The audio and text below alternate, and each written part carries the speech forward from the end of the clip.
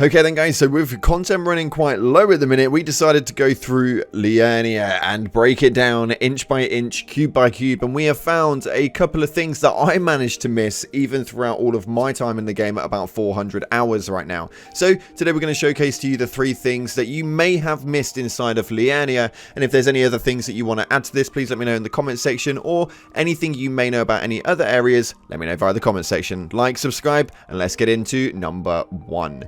So, for those of you guys who don't know, right here on the map, right next to the shack with the lobster dude, you are going to find a hidden boss. Now, this is not something which I really thought that I would have missed, as it's right out in the open, and if you just go there, it spawns from the sky. So, head over to this main location right here, and you will get a very, very cool talisman from this. This is one which I will probably end up using in a build very soon, because I think it actually works very, very cleverly, and once this dude drops, you just want to take him out. He is one of those death bird buggers, and he's a bit of a pain in the rear end, but as an overall, once you have managed to take it out, you do kind of wonder why you struggled that entire time. But from that, you will get the red feathered branch sword. Now, the red feathered branch sword raises the attack power when HP is low. Now, that is quite a good attribute to have, especially if you primarily run solo and you don't really play much of the team-based versions of things. And as your health does drop lower, as long as you know that you can hold it, the damage from that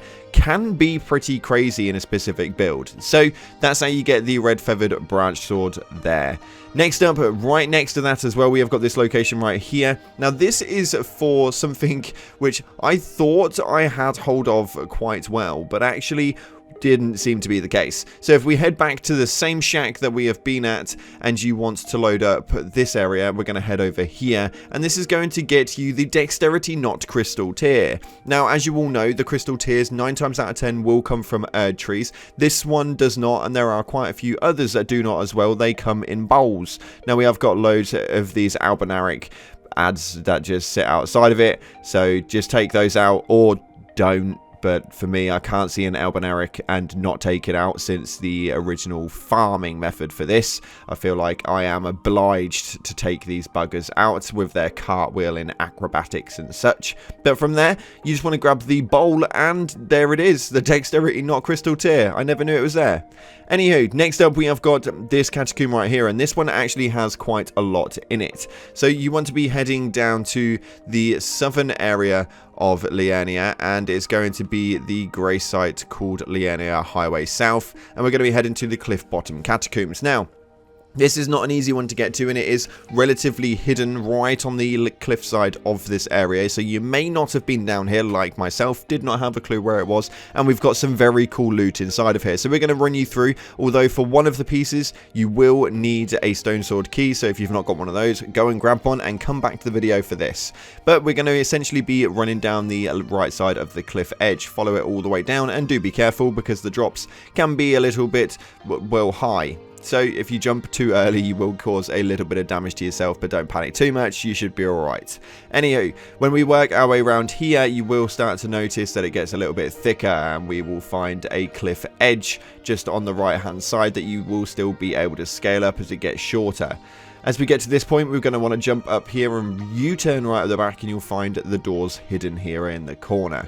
Now, this area is a nightmare because, as many other catacombs are, there is so much to this. So what we're going to do is we're going to show you guys where the stone sword key room is, and it's going to get you a very, very shiny and cool helmet.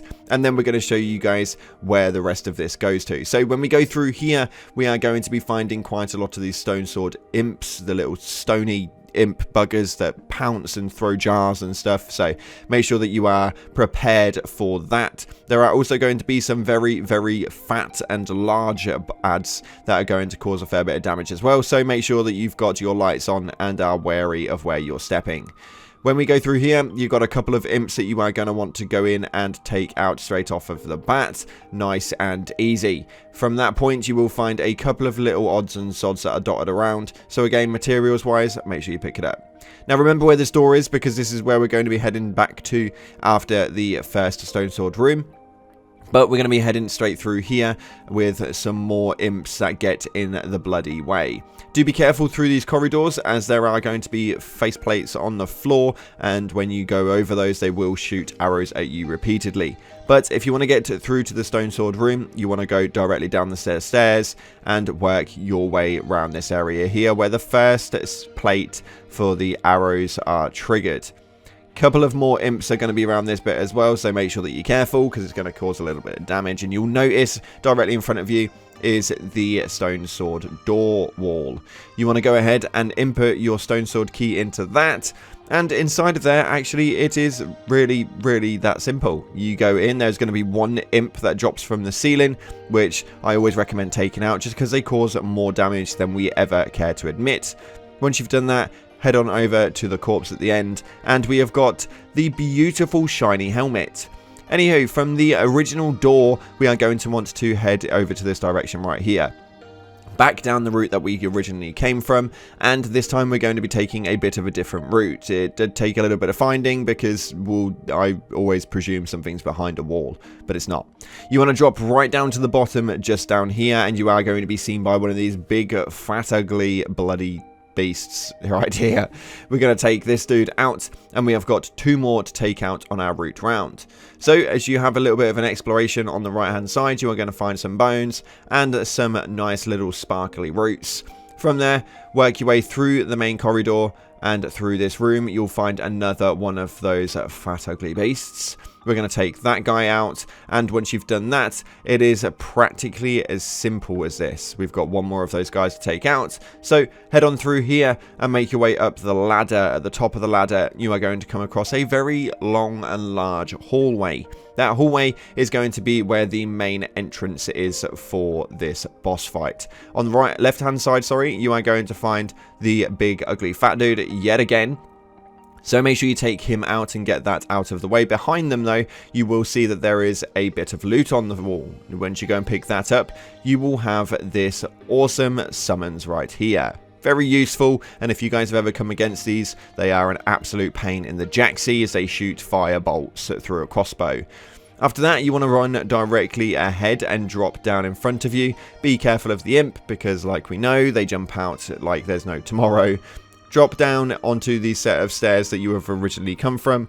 Now, I have made the mistake of dropping off twice now without pulling the lever, so make sure you pull the lever. I also have made the mistake of going down the stairs yet again and running over these arrow bloody plates, so don't go this way, it's definitely not there.